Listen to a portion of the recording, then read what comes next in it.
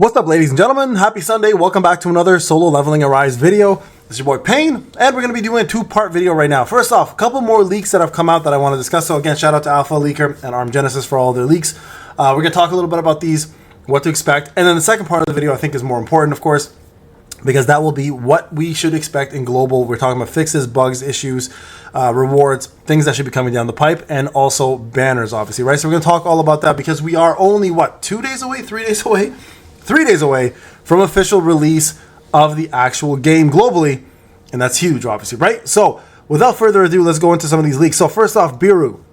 For those who have not watched or read the manhwa, you might not know who this is, but this is a pretty big part of the series, especially Jeju Island. So this is the model. Hey, let's go, B-Boy Biru. A little bit of breakdancing over here. Obviously, this is not the animation. You can see here Alphaleaker just having a little bit of fun Blender. Pretty damn bomb, actually. So there you guys go. A couple different things. Now, here's a couple new skills. So this is a show effect, ignore damage numbers because they are placeholders. So this is Armor Break and Dagger Rush new job skills in game. So let's take a look at this together. So that looks like Dagger Rush right there. Clearly, he's using daggers. And this is going to be the Armor Break skill right there. Okay, so that's what that looks like. Again, ignore the numbers. The numbers aren't going to reflect what the actual damage is going to look like, so those are obviously not meant to be there. But Armor Break, I'm assuming, is going to do armor down on everybody, even though the debuff doesn't show that. I would imagine defense down would be part of that skill. I could be wrong, but we'll have to see when it actually comes up. But that looks dope. That actually looks really, really cool. I like that it's an AoE as well too, because clearing mobs is a little bit of a nuisance. So there's that skill right there. So we have ourselves a couple new things. A new weapon called Skadi's Pistol. Now, Skadi, if I recall, is a Norse god. I think god of hunting and winter, if I know my God of War games and my Norse mythology. God of... Hey, I'm pretty good. Each time a new wielder takes hold of it, they must satisfy two conditions. That gives them when winter hunting is used, it activates the last hunt and applies the Skadi's blessing effect for 7 seconds. When winter hunting hits, it applies the Skadi's curse effect to the target. So last hunt deals damage equal to a percentage of the user's attack to the target with Skadi's curse effect. Inflicts freeze, so that's cool. When the last hunt skill hits, it removes Skadi's curse effect, increases the user's attack by... Damn, son! This is looking pretty freaking good. When last hunt is used, create Skadi domain for question mark. When an attack lands while in the domain, deals equal damage to percentage of attack, so more damage in the domain. I love that they're doing this domain things. I actually am okay with that. That's cool. Increases water elemental damage percentage of damage used in the domain. Increases water damage by percent. So we know it's a water weapon, clearly. Skadi, I think, is water element anyways. Enhances Skadi's blessing. Increases attack by percentage. Increases defense penetration. Duration infinite stacks up to 1 time. So these are all the extra skills I'd imagine if you get advancements of the actual weapon itself. And then enhances the last skill, hunting skill. Deals damage equal to percent of user attack to the target with Skadi's curse. Inflicts freeze. When the last hunt skill hits, it removes... Okay, yeah, so we see that interrupts target. So, looking pretty damn cool, man. Looking pretty damn cool. More weapons to come, guys. You guys can see here, this game is going to continue bringing out more and more weapons for Jinu. So, expect that. This is how games work. It's going to keep evolving. It's going to require us to summon more, and that's just pretty much it. All right, so Grand Launch Celebration Special Dice. Okay, so there'll be an event to get her relic when she's released. It's legit the same concept that Beast back. Okay, so same concept. And Choi. It's a dice event, so I think it's more like Choi's, right? And then Alicia's might be like Beast backs, where it's like the what's the name? The slot machine, right? So we'll see how that goes.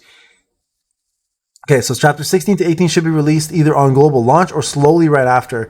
In the season pass, there's seasonal missions to clear chapter 16 to 18 on hard. Okay, so that's good. So we get more content, which is amazing. So live streams coming up, folks. That's gonna be we'll be doing that for sure. It's also story clear pack for any whales that may be interested, so I'll probably be getting that. Seems to be planned to be added closely by launch. There are seasonal pass missions to clear the reverse story mode until chapter 9. So this is the very hard story mode. Oh shit. We're getting very hard mode soon. That's great.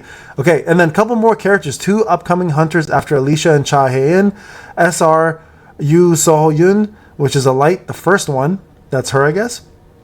And then her entire skill is set around magic beams and drones. Ignore the skill effects I posted. It was a mistake on my part, so we didn't see that, so don't worry about that. And then the other upcoming hunter is an SR American hunter, Maylene Fisher. Dark. Ignore, again, another dark character, eh? So there you guys go.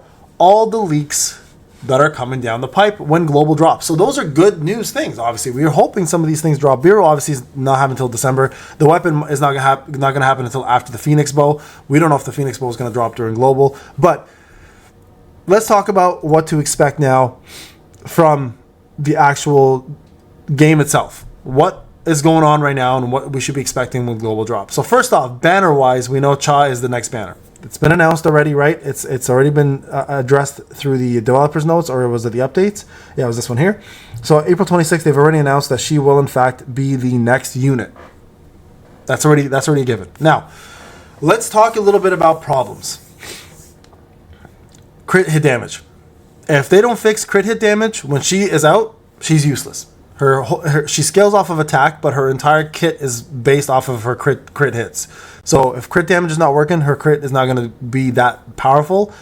But I would imagine, and I said this a while ago, that they're going to fix it right when she releases, just to show the impact that she has on the game. Now, this is obviously going to impact the rest of your other units as well, too, right? So crit hit damage is not working at the moment, guys. Okay, so just say, because a lot of people ask me every single day, is it still working? It is currently not still working. Okay, right here, you guys can see here, they did say we'll fix the issue where crit hit damage stat dealt to Magic Beast was applied less than intended. This is still an outstanding issue. I would only imagine, guys, we're gonna see the fix either a day before or the day of, to see the impact that Cha will have on this game versus other hunters. Will make her a lot more powerful, making people want to buy her. Now listen, I'll be real with you guys. It's a crazy coincidence that the fix is happening right when global drops. And if it doesn't happen when global drops, I'm telling you now, they got a bigger problem on their hands. So this is probably the number one big issue currently going on with the game. Okay? Number two, all of these buffs and debuffs for weapons. Okay, these nerfs, sorry, buffs and nerfs. So they have a lot of things they're buffing. They're buffing the Demon King's Longsword, which I'm curious to see how much stronger that becomes. We have the Orc's Broadsword. We have the Rock Golem Hammer, the Night Killer, and then we have one specific nerf, which is the biggest nerf probably to everybody who has it, and that's going to be Westwind. Don't worry about it. We knew this was going to happen. I called this about 25 days ago in a video. Westwind is being nerfed with only allowing one possible stack of the Westwind skill happening when you hit a target. And then also when the crit happens, the cooldown decreases only when the first target is hit, not if multiple targets are hit. So that's a pretty big nerf. Now we'll see what the damage reduction is in regards to the weapon itself. So what I'm going to do today is I'm going to record a fight using it against the level 25 bear, as is today without the nerf, and then I'm going to do the nerf one after, and we'll do a compare and contrast to see how much they actually did nerf the weapon itself. Okay, so a lot to come in that regard. So expect that. Any Westwind owners, any Westwind abusers, we'll no longer be able to abuse it quite as bit, but I still believe it's still going to be one of the more powerful weapons in the game, so expect that. Also, a couple other issues. This they haven't fixed either.